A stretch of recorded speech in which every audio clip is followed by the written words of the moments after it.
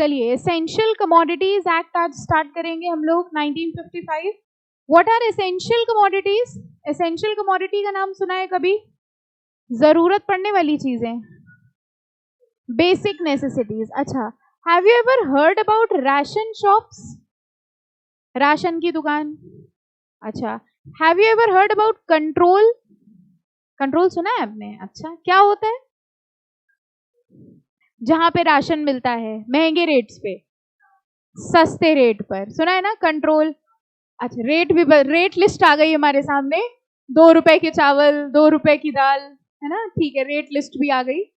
तो बेसिकली ठीक है ठीक है ठीक है। अच्छा, आप लोग किसी भी चीज में अपना मतलब निकाल लेते हैं, कहाँ मिल रहा है 2 रुपए का? Okay, so we are talking about essential commodities. We are talking about over here ration shops. ठीक है। अच्छा, राशन कार्ड पता है आपको? आपने कहाँ देखा होगा, आपके जमाने में था ही नहीं, मतलब आपके जमाने में है ही नहीं ऐसे। पहले के टाइम पे क्या होता था, now understand the full concept. Essential commodities का मतलब कुछ ऐसी कमोडिटीज होती हैं जो हमारी लाइफ के बेसिक नेसेसिटीज हैं। पर्टिकुलरली बात करें हम लोग तो फूडिंग, ठीक है, ऑयल, फूड ग्रेन्स, ये जितनी भी चीजें बेसिक नेसेसिटी हैं। तो गवर्नमेंट की ये कोशिश होती है कि ये एसेंशियल कमोडिटी सबको मिले फेयर प्राइसेस पर। कम से कम उन लोगों को तो मिले जिनको बहुत ज्यादा जरूरत है, जो गरीब हैं उनको फेयर प्राइस पर, यानी कि कम रेट्स पर ये सारी कमोडिटीज अवेलेबल है। तो गवर्नमेंट हमेशा एक कोशिश करती है कि इन एसेंशियल कमोडिटीज को सब लोगों तक पहुंचाया जाए और सब लोगों तक ये एसेंशियल कमोडिटी फेयर प्राइस पे पहुंचे। इसके लिए राशन शॉप्स बनाई जाती हैं। ये जो राशन शॉप्स होती हैं ये गवर्नमेंट ऑथराइज्ड शॉप्स होती हैं। इनको गवर्नमेंट का एक लाइसेंस मिलता है और उस हिसाब से इनको कम रेट्स पे फूड ग्रेन्स वगैरह अवेलेबल करवाने पड़ते हैं पुअर पीपल को। पहले आपको पता है राशन शॉप से सबको सामान मिल सकता था, everybody was having a ration card. लेकिन अब ये rule below the poverty line वालों के लिए कर दिया गया है, तो दे हैव राशन कार्ड। हम लोग राशन कार्ड यूज करते हैं अब सिर्फ आईडी प्रूफ के लिए या कई बार ऐसी चीजों के लिए, बट अर्लियर क्या होता था, anybody can get the food grains and anything from the ration shop. ये एक्ट इसलिए है, एसेंशियल कमोडिटी एक्ट बनाया ही गया है इसलिए ताकि ये जो एसेंशियल कमोडिटी है ये सारे लोगों को अवेलेबल हो जाए फेयर प्राइसेस पर, यानी कम रेट्स पर। तो देखा जाए तो हम लोग ये कह सकते हैं कि ये जो राशन शॉप्स हैं इनका जो प्रोविजन है इसके पीछे कौन सा एक्ट है, that is the essential commodities act. Okay, अब यहाँ पर एक सबसे इंपॉर्टेंट क्वेश्चन जो अराइज होता है वो ये कि what is essential commodity? Essential commodity का मतलब क्या हुआ भाई, बताइए। What is essential commodity? भाई ये तो डिपेंड करता है पर्सन टू पर्सन, किसी के लिए कुछ एसेंशियल है, किसी के लिए कुछ एसेंशियल है। आपका बस चलता तो आप राशन शॉप में फोन जरूर रखवा देते विद इंटरनेट। आप कहेंगे खाना ना दो 2 दिन चल जाएगा, है ना, बट फोन हमारे लिए बहुत जरूरी है। और चलो ठीक है, खाने की बात अगर करो तो मैगी वैगी रखवा दो, हमारा उससे हो जाएगा, है ना। राशन शॉप में मैगी, पिज्जा, बर्गर ये सब होना चाहिए। तो इसलिए जो एक्ट है उसने आपकी बात ना मानते हुए अपनी खुद की एक लिस्ट दी है कि किसको किसको एसेंशियल कमोडिटी माना जाएगा। तो चलिए ये एक्ट हम लोग स्टार्ट करते हैं। अगेन एज यूजुअल पहले इसमें इंट्रोडक्शन है। सबसे पहले आ जाइए object and scope. Again very simple act and very small act as well. I am very sure आपने पन्ने पलट के तो देख ही लिया होगा कितना बड़ा है, आप जरूर देख लिया है ना, ठीक है। तो it is a very simple very small act, छोटा सा एक्ट है।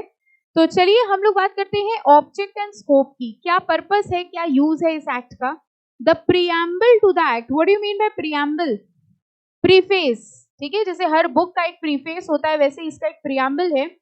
Preamble to the act says that it is an act to provide in the interest of general public. किसके लिए बनाया गया है ये?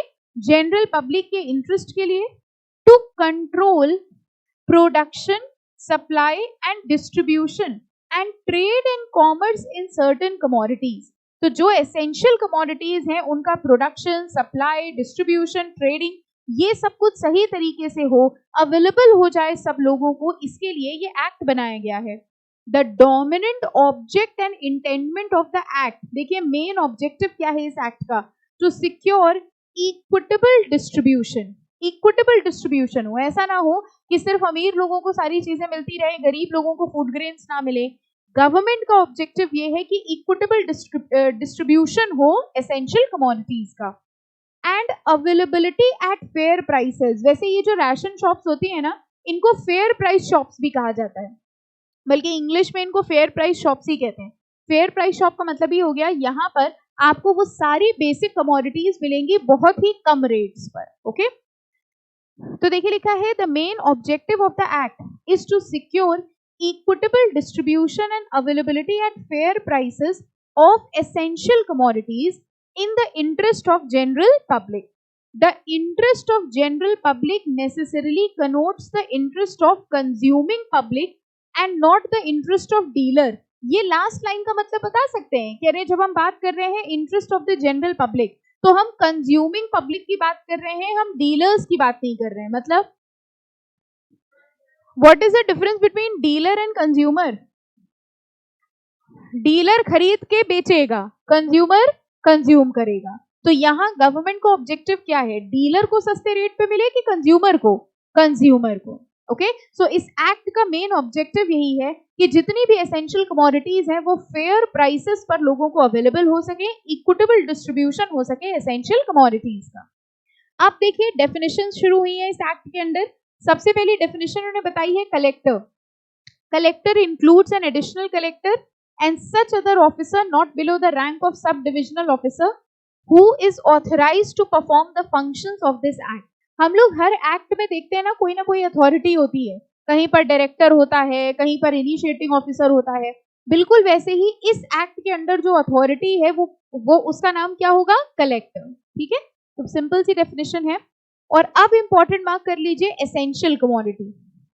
यही हम आपको बता रहे थे कि इस एक्ट के अंदर जो सबसे इंपॉर्टेंट चीज है वो ये कि एसेंशियल कमोडिटी किसको माना जाएगा।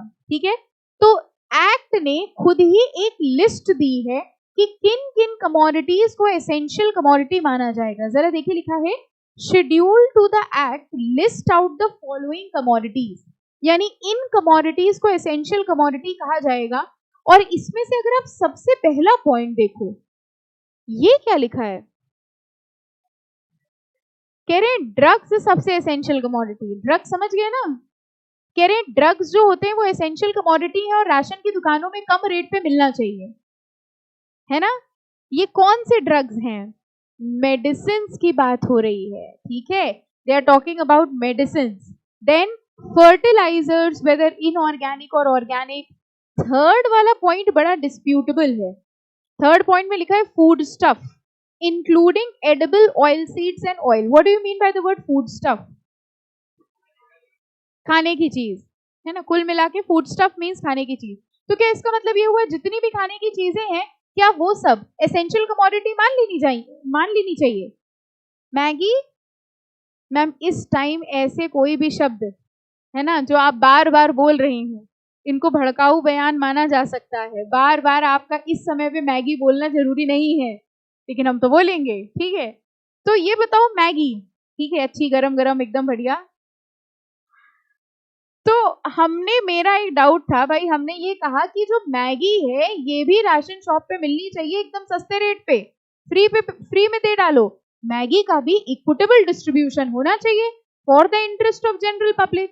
तो आप लोगों ने कहा नहीं मैगी थोड़ी ना एसेंशियल कमोडिटी होगी। हमने कहा कैसे नहीं होगी? थर्ड पॉइंट में लिखा है फूड स्टफ। फूड स्टफ मतलब कोई भी चीज जिसको खाया जा सके, और मैगी को खाया जा सकता है, therefore Maggi is essential commodity. Yes और नो? अब दिल से तो आपके यस निकला, हाँ ठीक है चलो बताइए एसेंशियल कमोडिटी माना जाएगा कि नहीं? अच्छा कोल्ड ड्रिंक, मैम अब गलत हो रहा है बहुत हमारे साथ। मैगी तक तो फिर भी ठीक था, अब ये कोल्ड ड्रिंक जो आपने नाम ले लिए बहुत गलत हो रहा है।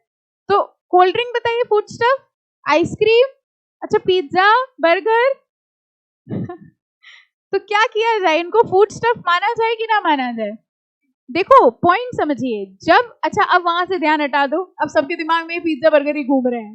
बेटा हम लोग लॉ पढ़ रहे हैं, लॉ, ठीक है। हाँ, तो फूड स्टफ जब वर्ड डाला गया एसेंशियल कमोडिटी की डेफिनेशन पे, तो बड़े सारे डिस्प्यूट अराइज हुए, क्योंकि फूड स्टफ का एक जनरल मतलब होता है anything which can be eaten, anything which can be consumed, right, that is a food stuff.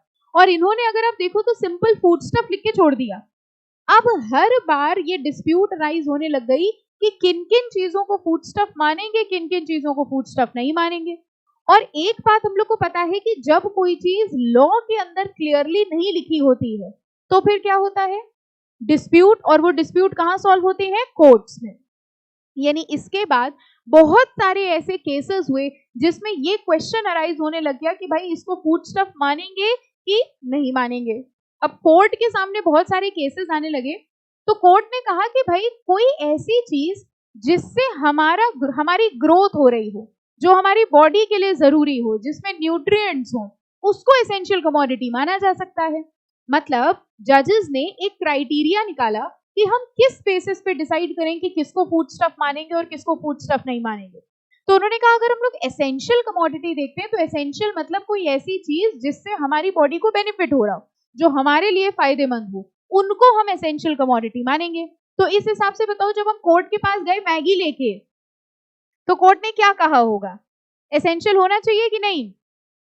अच्छा ये बताओ चाय का क्या करें, टी, टाइम भी देखो हो ही रहा है ना, तो टी गरम गरम एकदम बढ़िया है ना, तो चाय का क्या किया जाए, टी बताइए फूड स्टफ माने कि ना माने, एसेंशियल कमोडिटी। अपने टेस्ट से ध्यान हटाइए, भूख पे ध्यान ना दीजिए और कॉन्सेप्ट पे आइए। तो I am just asking a simple question, whether tea will be considered a food stuff. अच्छा जब आपने कहा नो, तो हमने कहा ऐसे कैसे, आपको पता होगा जब कभी सर में दर्द होता है, तबीयत खराब होती है, तो चाय पी जाती है ना, बड़े सारे न्यूट्रिएंट्स होते हैं। और आजकल तो टी के ऐड भी आते हैं ना कि इसमें बड़ी सारी जड़ी बूटियां हैं और पता नहीं क्या क्या है। तो टी से भी तो ग्रोथ होती है हमारी। टी पी के तो बड़े हुए हैं आप, चाय पी के बड़े नहीं हुए। बताइए टी को फूड स्टफ माने कि ना माने, नहीं मानेंगे, क्यों नहीं मानेंगे, क्या दिक्कत है।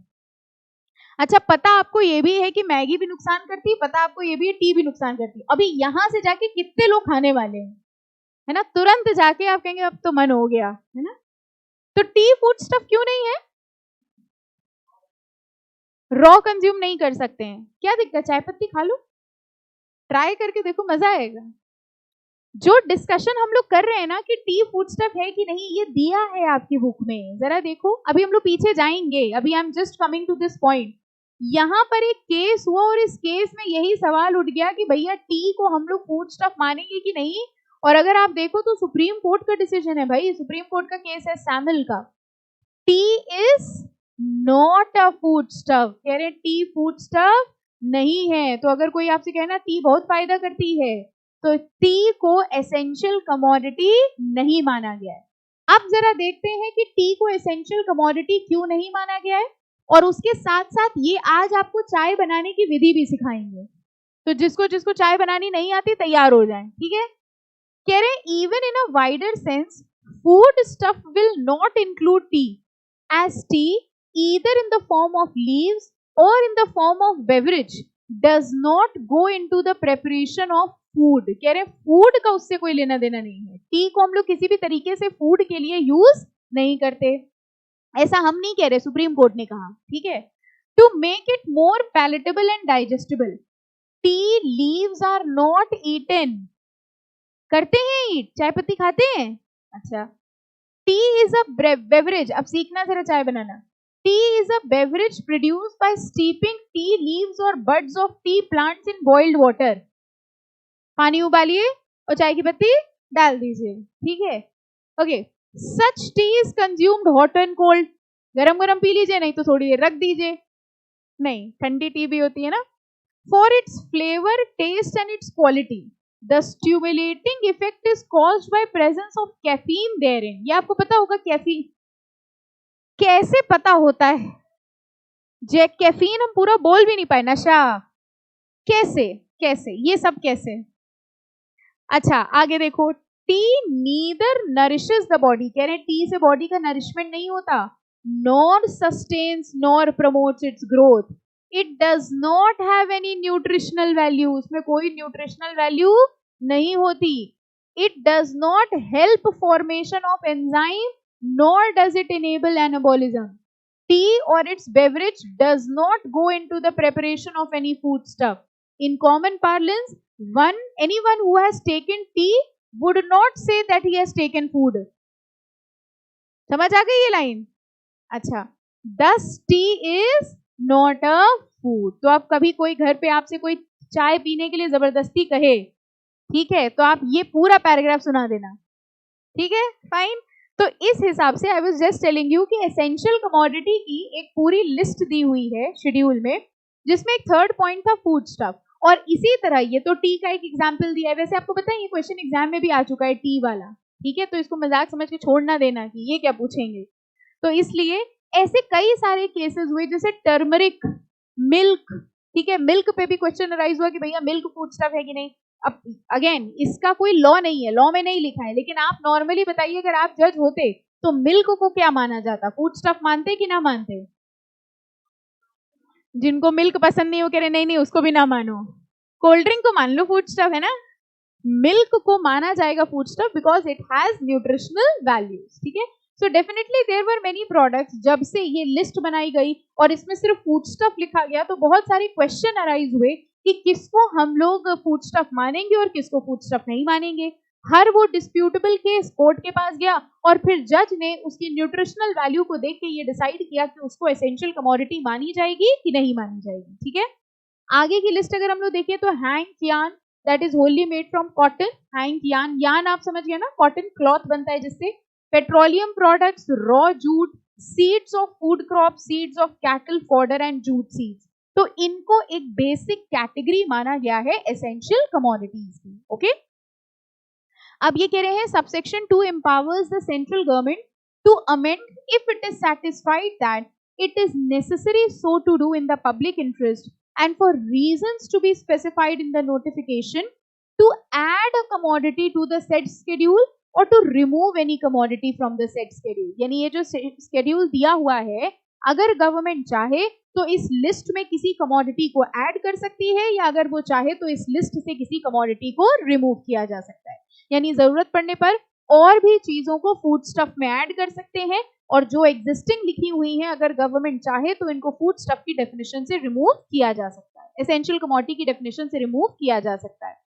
आगे लिखा है in terms of subsection 3 any notification में also direct that an entry shall be made against such commodity declaring that such commodity shall be deemed to be an essential commodity for a period not exceeding 6 months।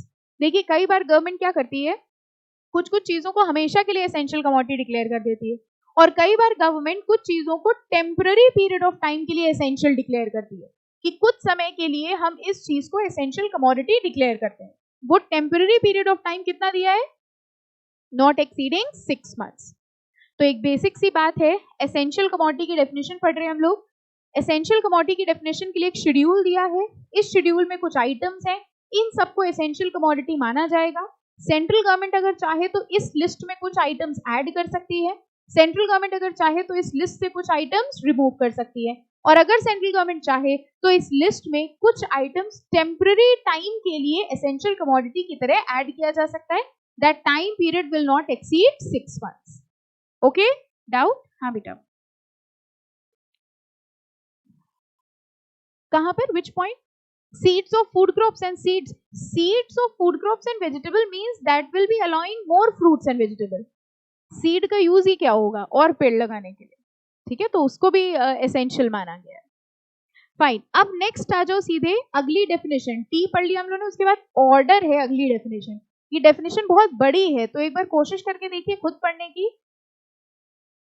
हमसे हो नहीं पाएगी, थोड़ी बड़ी है। कुछ बच्चों ने छोड़ दिया, हमसे भी नहीं हो पाएगी। पढ़ लिया order. Order means a direction issued, यानी ये जो कंट्रोलर हैं ये जो भी डायरेक्शन देंगे उसको क्या कहा जाएगा, order. State government definition is easy. अगली डेफिनेशन इंपॉर्टेंट मार्क करिए, शुगर। मैम क्या क्या पढ़ाया जा रहा है, टी, शुगर, शुगर की डेफिनेशन आज आप पढ़ेंगे। अभी अगर हम आपसे पूछे व्हाट इज शुगर, तो हाँ ये हिंदी ट्रांसलेशन है, चीनी। I am asking you what is sugar, don't tell me cheeni और शक्कर, दैट इज हिंदी ट्रांसलेशन। हाँ, अ पार्ट ऑफ, अच्छा, a piece of crystal which is sweet. Oh my god, क्या बात है। फिलहाल ठीक है, देखो एक्ट ने खुद ही बता दी, एक्ट ने डेफिनेशन देखो कितनी अच्छी बताई है। Sugar means any form of sugar containing more than 90% of sucrose. ये वर्ड सुना है आपने कभी? सुना है? अब सुन लो, नहीं सुना है तो। Including sugar candy, khandsari sugar, bura sugar, crushed sugar और any sugar in crystalline powdered form और sugar in process in vacuum, pan sugar factory और रॉ शुगर। अब समझ में आया? अगर कोई आपसे पूछेगा व्हाट इज शुगर तो आप क्या बताएंगे? ये एग्जाम में आ चुका है क्वेश्चन, हंसिए नहीं। हाँ, ये आ चुका है व्हाट इज शुगर। अब इसमें सबसे बड़ी बात पता है क्या है? ये जब शुगर की डेफिनेशन आती है तो बच्चे छोड़ देते हैं, जैसे अभी आपने किया, हंस के टाल दिया, हंस के टाल दी ना डेफिनेशन। अब ये आ जाती है एग्जाम में। एग्जाम में आई कैन बेट यू आप लिख नहीं पाओगे अगर आप ये याद करके नहीं गए। क्या लिखोगे बताओ? 5 नंबर की डेफिनेशन आ गई व्हाट इज शुगर, नहीं लिख पाओगे। और इससे ज्यादा इरिटेटिंग बात ये होगी अगर घर वालों ने पूछ लिया कि क्या आया था जो तुम नहीं लिख पाए।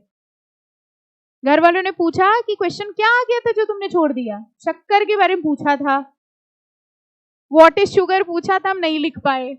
तो इसलिए इसको हंस के मत डालिएगा, इंपॉर्टेंट मार्क कर लीजिए और याद कर लीजिएगा शुगर की डेफिनेशन। ठीक है, पूछ चुके हैं एग्जाम में। चलो नेक्स्ट पढ़ते हैं। Authority is responsible to administer the act. Necessary powers have been given to the central government. कह रहे हैं इस एक्ट को मैनेज करने के लिए पावर्स किसको दी गई हैं? सेंट्रल गवर्नमेंट को। To administer the provisions of the act by issuing orders, directions notified in the official gazette and by delegating the authority to state government and administrators of union territory. तो basically देखो अगली line में भी लिखा है the central government is at its apex level responsible for achieving the objectives enshrined under the act. यानी इस पूरे एक्ट की जो होलसोल अथॉरिटी है, जो ऑर्डर्स पास करती है, डायरेक्शंस देती है, वो कौन है? Central government. हाँ बेटा, शुगर, पार्डन, शुगर केन की डेफिनेशन। हाँ, ये तो बेटा एक्ट की डेफिनेशन है। ओके, डाउट ये है कि शुगर की डेफिनेशन में कहीं शुगर केन नहीं लिखा है, यही पूछ रहे हैं ना शायद? हाँ, ओके ओके, डाउट ये है कि शुगर की डेफिनेशन में कहीं शुगर केन नहीं लिखा है। This is a definition as per the act. इसमें ना आप कुछ ऐड कर सकते हो ना डिलीट कर सकते हो। लॉ ने जो डेफिनेशन लिखी है वो ये लिखी है। वैसे ये जो सुक्रोज लिख दिया ना बेटा इन्होंने, तो वो मतलब ही वही हो गया। ठीक है, that is derive from sugar cane itself. लेकिन अगर आपको लग रहा है कि ये शुगर अधूरी है, कि शक्कर के तो और भी चीजें होती हैं, तो आप प्लीज सेंट्रल गवर्नमेंट को एक चिट्ठी लिखिए, उनसे कहिए प्लीज एसेंशियल कमोडिटीज में शुगर की डेफिनेशन को अमेंड कीजिए, क्योंकि हम शक्कर और चीनी को बेटर बता सकते हैं। ठीक है, तो ये तो एक्ट की डेफिनेशन है। एक्ट की डेफिनेशन एज इट इज जो है वो है। ठीक है, कम लिखी है ज्यादा लिखी है उससे मतलब नहीं है। एग्जाम में भी आते तो यही लिखना है। 5 नंबर का है, 8 नंबर का है, 10 नंबर का है, यही लिखना है। फोटो ना बना देना वहां पर कि 8 नंबर का आ गया, 3 लाइन लिख दी ना, फिगर बना दिया, दिस इज शुगर। ठीक है, तो बस यही है जो है, एक्ट में यही लिखा है। ओके, चलो आगे देखो। हाँ, तो इस एक्ट को एडमिनिस्टर करने की अथॉरिटी कौन है? Central government. अब देखिए लिखा है powers of central government to control production, supply and distribution of essential commodities. यानी अगर एसेंशियल कमोडिटी का प्रोडक्शन, सप्लाई या डिस्ट्रीब्यूशन मैनेज करना है तो वो मैनेज करने की पावर किसके पास है? सेंट्रल गवर्नमेंट, ऑब्वियसली, क्योंकि सेंट्रल गवर्नमेंट ही इस एक्ट की अथॉरिटी है। यानी जो भी ऑर्डर्स पास करने, जैसे ये कह रहे हैं कंट्रोल प्रोडक्शन सप्लाई, इसका मतलब समझिए क्या हुआ। कई बार क्या होता है कि एसेंशियल कमोडिटीज कम हो जाती है, एसेंशियल कमोडिटी का प्रोडक्शन नहीं है, एसेंशियल कमोडिटी की डिमांड बहुत ज्यादा है लेकिन सप्लाई नहीं है। ऐसे सिचुएशन में फिर वही इकोनॉमिक्स के हिसाब से समझो, अगर डिमांड बहुत ज्यादा है, सप्लाई नहीं है, तो प्राइसेस क्या होंगे? बढ़ जाएंगे। That is simple economics. ठीक है, अगर डिमांड बहुत ज्यादा है, सप्लाई नहीं है, तो प्राइसेस बढ़ जाएंगे। और अगर प्राइसेस बढ़ जाएंगे तो जो नॉर्मल, जो गरीब लोग हैं, वो उस प्रोडक्ट को नहीं खरीद पाएंगे। ऐसी सिचुएशन जब होती है तो सेंट्रल गवर्नमेंट ऑर्डर पास करती है कि ऐसी चीजों के प्रोडक्शन को बढ़ाया जाए। ठीक है, this type of orders are being passed ताकि एसेंशियल कमोडिटी इक्विटेबली डिस्ट्रीब्यूट हो जाए सब लोगों में। ठीक है, तो इससे रिलेटेड ऑर्डर्स कौन पास करता है? Central government. अब देखो दो चीजें हैं, ध्यान से देखना। यहां लिखा है पावर टू इशू ऑर्डर्स और यहां लिखा है contents of order. Contents of order मतलब क्या ऑर्डर पास करेगी सेंट्रल गवर्नमेंट। ठीक है, और जो ब्लॉक लिखा है उसमें लिखा है पावर टू इशू ऑर्डर, यानी ऑर्डर इशू करने की पावर किसके किसके पास है और वो कब कब एक्सरसाइज कर सकते हैं। तो अगर आप इस ब्लॉक में देखो तो लिखा है central government having being wasted with power under section 3 subsection 1 can issue order in the following circumstances for regulating or prohibiting production। यानी ऑर्डर कब कब पास करना है वो ये पॉइंट्स हैं 3, और क्या ऑर्डर पास करना है वो ये हैं contents. You need to understand the difference between the two topics कि what are the circumstances when orders can be passed, that is this block. And if the question comes, what are the orders that can be passed by the government, then this is the next heading। ठीक है, तो हम लोग सबसे पहले block पढ़ने जा रहे हैं जिसमें लिखा है कि किन सर्कमस्टांसेस में ऑर्डर्स पास किए जाएं। Has everyone understood difference? चलो, the central government having vested with the power can issue order in the following circumstances providing for regulating or prohibiting production, supply, distribution of essential commodity and trade and commerce। First, when it is necessary or expedient for maintaining or increasing supply of any essential commodity। बताइए, first point पढ़ के बताइए समझ में आया कि नहीं। When it is necessary or expedient for maintaining or increasing the supply of essential commodity, यानी सेंट्रल गवर्नमेंट को लग रहा है कि इस एसेंशियल कमोडिटी के प्रोडक्शन को बढ़ाना चाहिए। जब ऐसा होगा तो सेंट्रल गवर्नमेंट ऑर्डर पास करेगी। कौन से ऑर्डर पास करेगी? ये जो नीचे दिए हुए हैं, ठीक है। तो जब जब सेंट्रल गवर्नमेंट को लगेगा कि भाई कोई एसेंशियल कमोडिटी है जो कम हो रही है, कोई एसेंशियल कमोडिटी है जिसका प्रोडक्शन कम हो रहा है, तो सेंट्रल गवर्नमेंट ऑर्डर पास करेगी और ये ऑर्डर्स पास करेगी जो नीचे दिए। अभी हम लोग क्या पढ़ रहे हैं? Circumstances. Second, to secure equitable distribution and availability of essential commodity at fair prices. कह रहे हैं ये एसेंशियल कमोडिटी सबको अवेलेबल हो, फेयर प्राइस पे अवेलेबल हो, and for securing any essential commodity for defence of India और efficient conduct of military operation. Defence जो आर्मी वाले लोग होते हैं या जो मिलिट्री ऑपरेशंस वाले लोग होते हैं, they also require essential commodity. उनको भी बहुत सारा ये फूड ग्रेन्स एंड एवरीथिंग भिजवाया जाता है। तो आपको क्या लगता है उनको जो ये फूड ग्रेन्स वगैरह भिजवाया जाता है ये किस पे? फेयर प्राइस पे होना चाहिए कि हाई मार्केट रेट्स पे होना चाहिए? फेयर प्राइस पे, लोअर रेट्स पर। तो ये कह रहे हैं जब जब गवर्नमेंट को ऐसा लगता है कि एसेंशियल कमोडिटी का प्रोडक्शन होना चाहिए, जब जब गवर्नमेंट को ऐसा लगता है कि भाई एसेंशियल कमोडिटी का इक्विटेबल डिस्ट्रीब्यूशन होना चाहिए, या उनको जब लगता है कि डिफेंस को, मिलिट्री को ऐसी एसेंशियल कमोडिटीज की जरूरत है, तब तब सेंट्रल गवर्नमेंट ऑर्डर्स पास करती है। क्या ऑर्डर्स पास करती है ये अगली हेडिंग में दिया है। So these are the circumstances when the orders will be passed. I hope the topic is clear. ठीक है, अब देखते हैं कि ऑर्डर क्या पास होंगे। Okay, notwithstanding the above and without prejudice to the generality of powers, subsection 2 of section 3 provides that central government may issue an order which may provide for all or any of the following matters। क्या क्या provide किया जाएगा? आप देखिए, वैसे तो any 5 आप कर सकते हैं, ठीक है, लेकिन हम लोग पढ़ लेते हैं ठीक ठाक। First, for regulating by licence, permit और अदरवाइज प्रोडक्शन और मैन्युफैक्चर ऑफ एसेंशियल कमोडिटी। यानी एसेंशियल कमोडिटी के प्रोडक्शन और मैन्युफैक्चर करने के लिए क्या करना होगा? लाइसेंस लेना होगा। जैसे आपने देखा होगा ये जितनी भी राशन शॉप्स होती हैं, फेयर प्राइस शॉप्स होती हैं, they need to have a licence. अगर इनके पास लाइसेंस नहीं है तो ये इन कमोडिटीज को सेल नहीं कर सकते। वैसे ये कह रहे हैं गवर्नमेंट ने एक रूल बनाया, गवर्नमेंट ने एक ऑर्डर पास किया कि अगर किसी को प्रोडक्शन या मैन्युफैक्चर करना है एसेंशियल कमोडिटी का, then that person will need to take a license from the central government. This is the first order.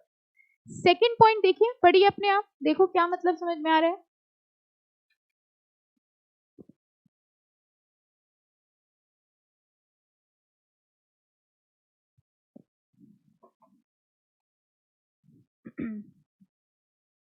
आया समझ में? जब किसी एसेंशियल कमोडिटी की प्रोडक्शन कम हो जाती है तो सेंट्रल गवर्नमेंट ऑर्डर पास कर सकती है कि जो वेस्ट लैंड पड़ी है, वेस्ट लैंड समझ गए, जहां कुछ प्रोडक्शन नहीं हो रहा है, उस वेस्ट लैंड को यूज किया जाए एसेंशियल कमोडिटीज प्रोड्यूस करने के लिए। ठीक है, तो सेंट्रल गवर्नमेंट ऑर्डर पास करेगी कि भाई ये लैंड अभी वेस्ट है, यहाँ अभी कुछ भी प्रोडक्शन नहीं हो रहा है, इस लैंड को यूज किया जाएगा एसेंशियल कमोडिटीज को प्रोड्यूस करने के लिए। Third, for controlling the price at which essential commodity में बी ब्रॉट एंड सोल्ड, ये एसेंशियल कमोडिटी कितने रुपए पे खरीदी जाएगी, कितने रुपए पे बेची जाएगी, इसके लिए वो प्राइस डिसाइड करेंगे।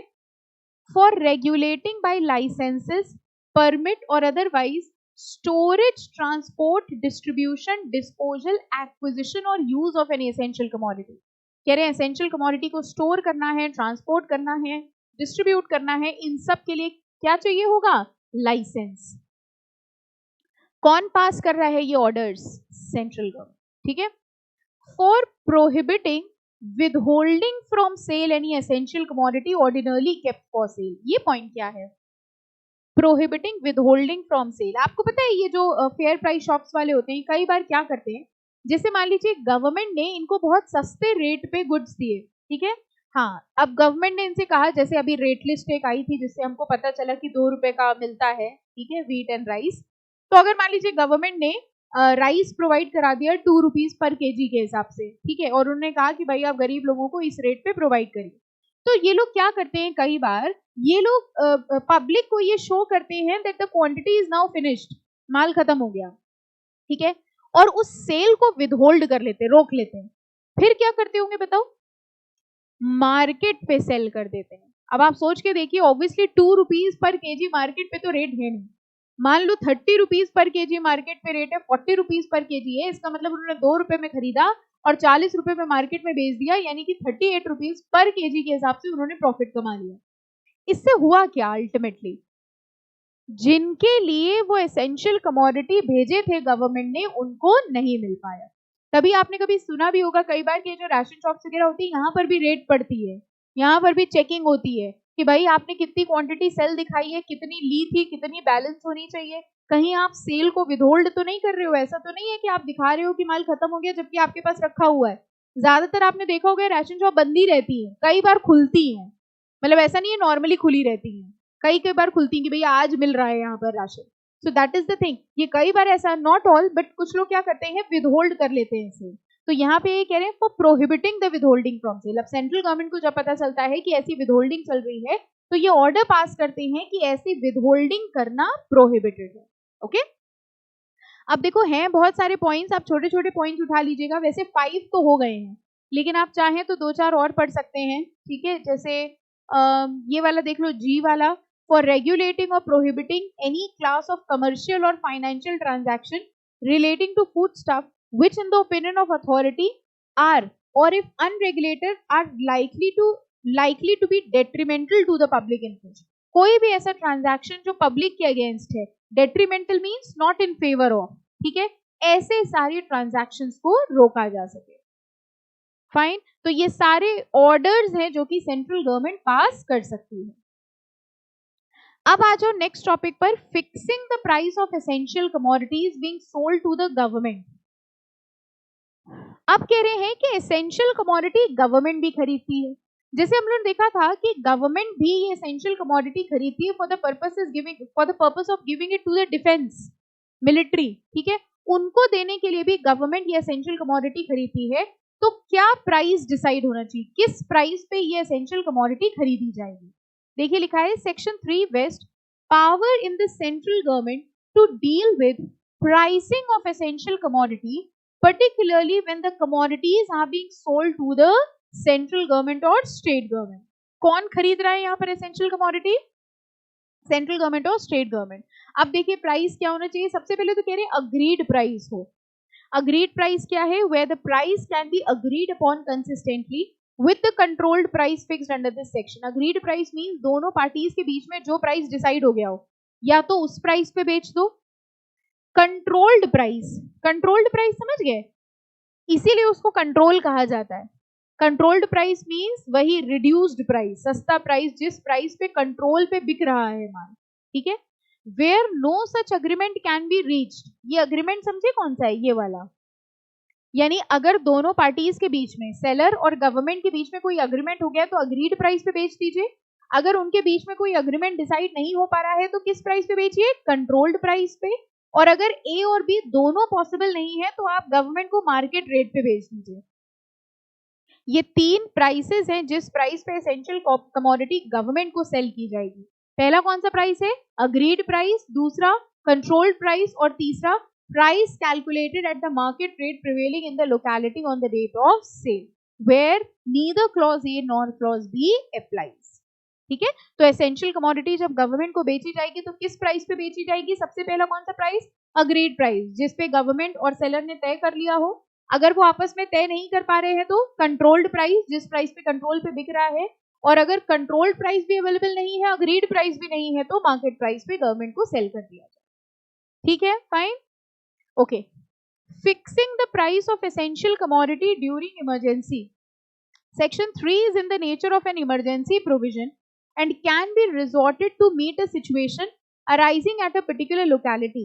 आपने देखा होगा अक्सर कई बार ऐसा होता है, जैसे किसी एरिया में मान लीजिए कोई नेचुरल कैलामिटी आ जाए या कोई ऐसी सिचुएशन आ जाए, तो आपने देखा होगा वहां पर फूड स्टफ का प्राइस बहुत महंगा हो जाता है। ऐसा कभी आपने न्यूज वगैरह में सुना है? रिसेंटली अभी एक कंट्री में भी ऐसा हुआ था, हमने पूछा ही नहीं कंट्री का नाम, एनीवेज ठीक है, राइटली गेस्ड। तो कभी भी ऐसा होता है जैसे कहीं पर बाढ़ आ जाती है या कहीं पर अर्थक्वेक आ गया या कोई नेचुरल कैलामिटी हो गई, तो ऑब्वियसली वहां पर प्रोडक्शन वगैरह पॉसिबल नहीं होता, तो जो एग्जिस्टिंग फूड स्टफ होता है ना, उसका प्राइस बढ़ा दिया जाता है। अब सरकार ये कोशिश करती है कि ऐसा ना हो और उस समय इमरजेंसी की सिचुएशन में उस जगह पर जो माल बेचा जा रहा है वो भी किस प्राइस पे हो? फेयर प्राइस पर हो। तो यहाँ पर वो कह रहे हैं fixing the price of essential commodity during emergency, कि जब इमरजेंसी की सिचुएशन होगी तो किस रेट पे फूड स्टफ बेचा जाएगा। प्राइस वही है जो 3 पॉइंट्स अभी देखो ऊपर हम लोग ने पढ़े, देखिए लिखा हुआ है, the notification issued by the government to the above effect shall be in force for 3 months. Further, for selling specified foodstuff in the specified locality, the seller shall be paid price therefore as follows. अब seller को कितना price दिया जाएगा? या तो agreed price, अगर agreed price नहीं हो पा रहा है तो कंट्रोल्ड प्राइस, और अगर ए और बी दोनों नहीं है तो मार्केट प्राइस। तो कुल मिला के आंसर इज द सेम, बस दोनों अलग सिचुएशन है। गवर्नमेंट खरीद रही है तो भी इन 3 प्राइस के हिसाब से लेगी, और अगर इमरजेंसी की सिचुएशन में किसी सेलर से गुड्स खरीदा जा रहा है तो वो भी इन्हीं प्राइस पे गुड्स को सेल करेगा। मतलब वो हायर प्राइसेस सेल नहीं कर सकता, हायर प्राइसेस पे एसेंशियल कमोडिटी नहीं बेच सकता। हाँ बेटा, देखो बेटा गवर्नमेंट, ओके, क्वेश्चन ये है कि गवर्नमेंट जो खरीद रहा है क्या वो टेंडर निकाल सकता है? बिल्कुल निकाल सकता है, लेकिन इमरजेंसी की सिचुएशन में there is a situation of urgency.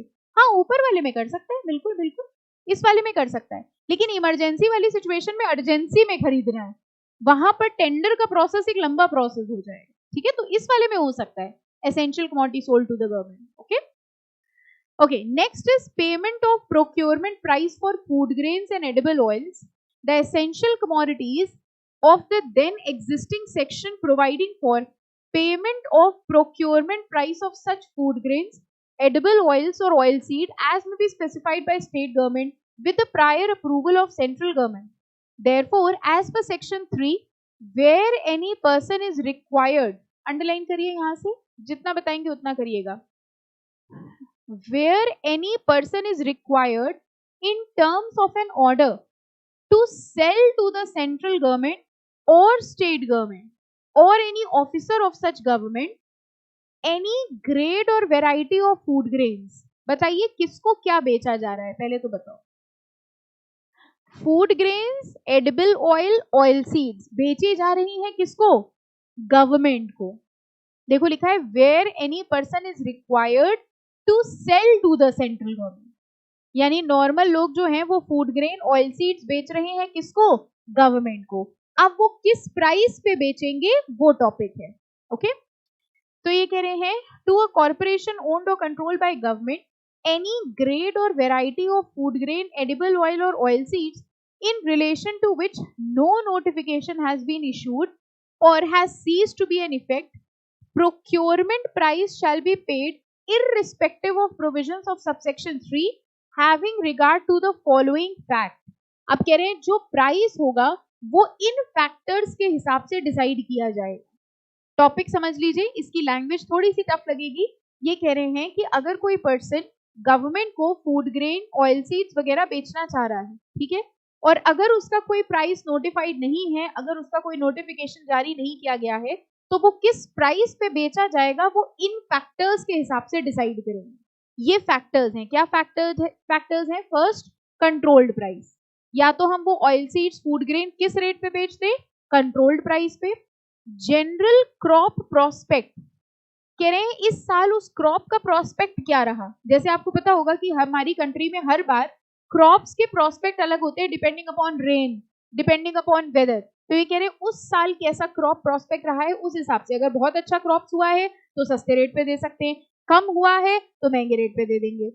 Need for making such grade और variety of food grain and seeds available at reasonable prices to the consumer, particularly the vulnerable sections of the consumer. कह रहे हैं कितना important है वो food grain लोगों को provide करना, कितना जरूरी है वो फूड ग्रेन प्रोवाइड करना, इस हिसाब से उसका प्राइस डिसाइड किया जाएगा। या फिर एग्रीकल्चरल प्राइस कमीशन, ये एक ऑर्गेनाइजेशन है, ये रिकमेंडेशन देगी कि at what price the food grains and edible oils and oil seed shall be provided to the government. तो अब अगर आप देखो तो तीन टॉपिक हम लोग फिक्सिंग ऑफ प्राइस पढ़ रहे थे। सबसे पहला फिक्सिंग ऑफ प्राइस में देखा हम लोग ने सोल्ड टू द गवर्नमेंट, जिसके अंदर तीन प्राइस थे। पहला कौन सा था? अग्रीड प्राइस, दूसरा कंट्रोल प्राइस और तीसरा मार्केट प्राइस। फिर हम लोग ने देखा इमरजेंसी के टाइम पे क्या होगा। इमरजेंसी के टाइम पे भी यही तीन पॉइंट्स होंगे, अग्रीड प्राइस पे दे दें या फिर कंट्रोल प्राइस या फिर मार्केट प्राइस पे। तीसरा हम लोग कह रहे हैं अगर हमें फूड ग्रेन्स या एडिबल ऑयल देना है गवर्नमेंट को तो वो किस प्राइस पे दिया जाएगा। कह रहे हैं अगर उसका कोई स्पेसिफिक प्राइस नोटिफाइड नहीं है तो इन फैक्टर्स के हिसाब से डिसाइड करेंगे कि किस प्राइस पे दे, या तो जो कंट्रोल्ड प्राइस चल रहा है, ठीक है, या फिर क्रॉप के प्रोस्पेक्ट के हिसाब से, या तो फिर how much important that food grain is, या फिर एग्रीकल्चर प्राइस कमीशन ने जो रिकमेंडेशन दिया है उस हिसाब से हम लोग उसका प्राइस फिक्स कर देंगे। ठीक है, वैसे ये क्वेश्चन एग्जाम में नहीं आए हैं, बट स्टिल अगर मतलब इतना हम लोग ने प्रिपेयर कर लिया कि इन केस अगर आ भी जाता है तो I think you will be able to write. ठीक है, तो बहुत डिटेल में इस चैप्टर को बहुत डिटेल में मत पढ़ना, एक एक लाइन एक एक वर्ड जैसे आप सारे पढ़ते हो उतना डिटेल की रिक्वायरमेंट नहीं है। जितना मार्क करा रहे हैं, जितना पढ़ रहे हो उतना सफिशिएंट है। ओके, अगली चीज देखिए, किस चीज का प्राइस फिक्स कर रहे हैं। आप समझ में आया शुगर की डेफिनेशन क्यों दी थी? क्योंकि यहाँ स्पेसिफिकली दिया हुआ है fixing price for sugar to be paid to producer, यानी जब किसी प्रोड्यूसर से शुगर खरीदा जा रहा है तो गवर्नमेंट उसको क्या प्राइस पे करेगी। Subsection 3C of section 3 provides that where any producer of sugar is required by an order to sell any kind of sugar to the central or state government। अब बताइए कौन किसको शुगर बेच रहा है? प्रोड्यूसर बेच रहा है किसको? सेंट्रल और स्टेट गवर्नमेंट को। इस पूरे चैप्टर में आपको ये ध्यान रखना है कौन खरीद रहा है? गवर्नमेंट। ओके, गवर्नमेंट खरीद रही है प्रोड्यूसर से, फिर वो सस्ते रेट में प्रोवाइड करा देगी राशन शॉप्स में। Do you understand this thing? जो एसेंशियल जो फेयर प्राइस शॉप्स होती है राशन शॉप, वहां सस्ते रेट पे जो भी गेहूं चावल जो भी दिया जाता है वो प्रोवाइड किया जाता है। क्या वो सरकार उगा रही है? सरकार प्रोड्यूस कर रही है? का पार्लियामेंट में खेती भी हो रही है? तो कहां से आ रहा है? सरकार कहां से ला रही है? खरीद रही है ना। जैसे फॉर एग्जाम्पल आप जो भी गैस सिलेंडर खरीदते हो उसमें गवर्नमेंट की सब्सिडी होती है, आपको वो जितने का पड़ता है उससे कहीं ज्यादा महंगा होता है, तो गवर्नमेंट उस पर सब्सिडी दे रही है और फिर जाके वो आपको मिल रहा है। आई नो उसके बाद भी महंगा है, बट स्टिल उसके ऊपर भी सब्सिडी है। तो गवर्नमेंट खुद प्रोड्यूस नहीं कर रही, गवर्नमेंट क्या कर रही है? मान लो हमारा खेत है, हम गेहूं उगा रहे हैं, गवर्नमेंट हमसे खरीदेगी, अपनी सब्सिडी लगाएगी और सस्ते रेट पे एसेंशियल कमोडिटी शॉप पे दे देगी। तो यहाँ पर हम लोग पढ़ क्या रहे हैं? Government is procuring from producer. तो गवर्नमेंट किस रेट पे ले रही है और फिर गवर्नमेंट वो चीज सस्ते रेट पे प्रोवाइड करा देगी फेयर प्राइस शॉप्स पे। इसलिए हर जगह देखो जो परचेजर है वो कौन आ रहा है? गवर्नमेंट। ठीक है, इस पैराग्राफ में गवर्नमेंट क्या खरीद रही है? शुगर। ठीक है, तो ये कह रहे हैं where any producer of sugar is required by an order to sell any kind of sugar to the central और state government or any agent of such government or to any class of persons, then यहां से मैं करना the producer shall be paid। मिल गया? एक line छोड़ के है the producer shall be paid such price of sugar as the central government may by order determine having regard to। Sugar का प्राइस डिटरमाइन करने के लिए ये फैक्टर्स कंसिडर करेंगे। First, the minimum price if any fixed for sugarcane by the central government. कह रहे हैं sugarcane का मिनिमम प्राइस क्या था, उसकी मैन्युफैक्चरिंग कॉस्ट कितनी लगी, जो टैक्सेस थे वो कितने हैं, and securing a reasonable rate of return. अब जरा ध्यान से समझो, शुगर का प्राइस इन्होंने कैसे डिसाइड किया, अंडरस्टैंड करिएगा। गवर्नमेंट क्या कह रही है, हम आपसे शुगर कितने रुपए पे खरीदेंगे, वो कह रहे हैं तुमने शुगर केन जितने रुपए का लिया, प्लस तुमने शुगर केन से शुगर बनाई होगी, उसकी जो मैन्युफैक्चरिंग कॉस्ट आई, प्लस जो टैक्सेस वगैरह लगे होंगे ये सब करने में, प्लस प्रॉफिट भी तो होगा उसमें, reasonable certain rate of return, ये जोड़ के जो वैल्यू आएगी उस वैल्यू पर गवर्नमेंट शुगर परचेज करेगी। समझ में आया? जैसे बाकी चीजों के लिए वो बता रहे थे कंट्रोल प्राइस ले लो, अग्रीड प्राइस ले लो, मार्केट प्राइस ले लो, शुगर के केस में उन्होंने कहा कि हम पूरा पूरा फिक्स डिसाइड कर लेते हैं।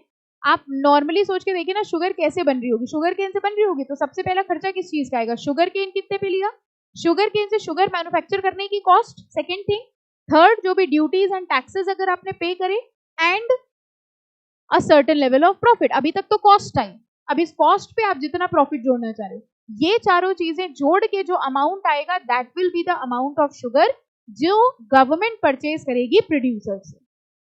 आ गया समझ में? बस इतना मार्क कर लो, यही पैराग्राफ। तो अगर शुगर का फिक्सेशन ऑफ प्राइस आएगा तो बस इतना लिख दीजिएगा। ओके, तो बेसिकली हम लोग ने ये 4 पॉइंट्स कर लिए फिक्सेशन ऑफ प्राइस के। सबसे पहला फिक्सेशन ऑफ प्राइस था जहां पर गवर्नमेंट परचेज कर रही थी, उसकी 3 प्राइसेस थे, कौन कौन से, agreed price, then control price and then market price. Second क्या था, इमरजेंसी की सिचुएशन में प्राइस क्या होगा, सेम 3 पॉइंट्स। थर्ड क्या था, food grain oil seeds, food grain oil seeds अगर गवर्नमेंट खरीद रही है जिसका कोई प्राइस फिक्स नहीं है तो वो 4 फैक्टर्स कंसिडर किए जा रहे थे, ठीक है। And fourth was fixation of price of sugar, जिसमें हम लोग क्या क्या कंसिडर कर रहे थे, the price of sugar cane plus manufacturing cost plus the taxes and plus a reasonable rate of return, ठीक है। तो बस इतना मोर देन सफिशिएंट है। अगर मान लीजिए एग्जाम में पूछ लेते हैं, अगेन पूछा नहीं गया है लेकिन अगर पूछ लेते हैं तो आई थिंक आप लिख लोगे, इसके अलावा डिटेल में पूरा मत पढ़िएगा, ठीक है। हाँ बेटा, डाउट हो गया, डाउट, अच्छा ठीक है, चलो। Power to appoint authorise controller. अब देखिए, power to appoint authorise controller, controller कौन था, कौन था कंट्रोलर, हम लोगों ने पढ़ा था ना वहां पर डेफिनेशंस में, इस एक्ट में जिसके पास पावर है रूल्स रेगुलेशंस बनाने की, इन्वेस्टिगेशन करने की, वो कौन होगा, कंट्रोलर। तो अब देखो सिंपल सा वही प्रोसीजर है, कंट्रोलर अपॉइंट करेंगे, कंट्रोलर रूल्स बनाएगा, रेगुलेशंस बनाएगा, तो ये पूरा देखो वही है। और इसके बाद issue and service of order है, अभी इसको नेक्स्ट लेक्चर में करेंगे। बस एक चीज आई विल शो यू, हाँ ये देखो क्या है, ये दोनों शब्द सुने हुए हैं, सीजर एंड कॉन्फिस्केशन। एक्चुअली में इस चैप्टर में यहां डिटेल में दिया है, देखो ये सीजर है और ये कॉन्फिस्केशन है, और इनके बीच में डिफरेंस, हम लोग को पता है क्या डिफरेंस होता है सीजर और कॉन्फिस्केशन में। इसको टॉपिक को इंपॉर्टेंट तो मार्क ही कर लीजिए, फिर जब पहुंचेंगे वहां तक तब पढ़ेंगे। सीजर और कॉन्फिस्केशन में क्या फर्क होता है, सीजर मतलब, सीजर में ओनरशिप किसके पास रहती है, पर्सन के पास ही, और कॉन्फिस्केशन में गवर्नमेंट के पास। अगर हम ये कहें एडजुडिकेशन के बाद क्या होता है, और एडजुडिकेशन के पहले सीजर, ठीक है। तो इस चैप्टर में यही एक सबसे इंपॉर्टेंट क्वेश्चन है, maximum number of the times यही आता है कि सीजर एंड कॉन्फिस्केशन में डिफरेंस क्या होगा, ठीक है। तो इसको मार्क कर लीजिए, कंट्रोलर वाले टॉपिक से हम लोग नेक्स्ट लेक्चर पे स्टार्ट करेंगे। ओके, चलो, थैंक यू।